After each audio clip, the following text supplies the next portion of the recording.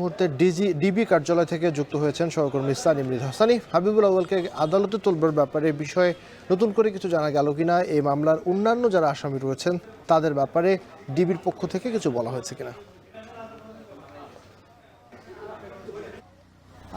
আপনাকে বলে রাখি, কিছুক্ষণ আগে ডিবির যিনি যুগ্ম কমিশনার রয়েছেন উনি কিন্তু সংবাদ সম্মেলন করেছেন। সেখানে কিন্তু বলে দিয়েছেন যে বাকি যারা আসামি, যে 24 জন আসামির নামে শেরেবাংলা নগর থানায় প্রহসন নির্বাচনের অভিযোগ এনে যে মামলা করেছে, বাকিদেরকে ধরতে কিন্তু এর মধ্যে তারা অভিযান অব্যাহত রেখেছে। তবে আজকে যে কাজী হাবিবুল আউয়ালকে সাবেক নির্বাচন কমিশন প্রধান যিনি ছিলেন তাকে গ্রেপ্তারের পর প্রাথমিক কিছু আসলে কাজ রয়েছে, যেখানে যে তদন্তকারী অফিসার রয়েছেন শেরেবাংলা থানার, তিনি আসবেন। আসার পরে তার স্বাস্থ্য পরীক্ষা করা হবে এবং একই সাথে কিছু আনুষ্ঠানিক কাজকর্ম সেরে কিন্তু যদি আজকেও উঠাতে পারে, তবে যদি কোনো কারণে আজকে বিঘ্নিত হয়, তাকে উঠাতে দেরি হয়, এর ফলে কিন্তু আগামীকালকে তাকে কোর্টে উঠানো হবে বলে আমাদেরকে জানিয়েছে। আপনি জানেন যে গত রোববারে কিন্তু বিএনপির পক্ষ থেকে কিন্তু শেরেবাংলা নগর থানায় যে রাতের ভোট দিনের ভোট রাতে দেওয়া সহ বিভিন্ন ডামি ইলেকশনের অভিযোগ এনে কিন্তু সাবেক প্রধান নির্বাচন কমিশন সহ 24 জনের নামে মামলা করে, যেখানে কিন্তু এরই মধ্যে 2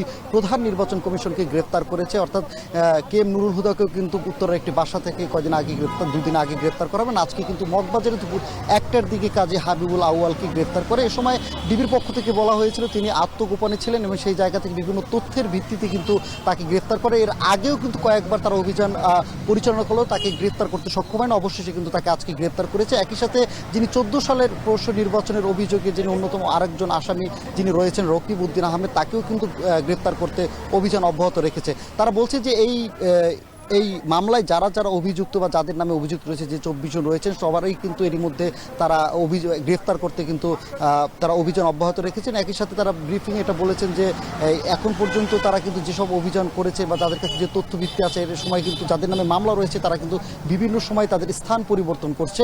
এর ফলে কিন্তু এত দ্রুতই আসলে ধরা সম্ভব হচ্ছে না। তবে এই কাজী হাবিবুল আউয়াল যিনি 20 নম্বর এই মামলার 20 নম্বর আসামি ছিলেন, তাকে কিন্তু আজকে মগবাজারে দুপুর 1টা থেকে 1টার দিকে ঢাকা ডিএমপি মেট্রোপলিটনের একটি দল, ডিবির একটি দল কিন্তু তাকে গ্রেফতার করে এবং একই সাথে তাকে গ্রেফতার করে ডিবি কার্যালয়ে আনা হয়েছে। এখন পর্যন্ত আমি ডিবি কার্যালয়ের সামনে রয়েছি, যতটুকু তথ্য আমার কাছে রয়েছে তিনি এখনও ডিবি কার্যালয়ে রয়েছেন। এখন পর্যন্ত থেকে এই জায়গা থেকে তাকে সরানো হয়নি। তবে ডিবির পক্ষ থেকে যেটা বলা হয়েছিল ব্রিফিংয়ে, সেখানে শেরেবাংলা নগর থানার যে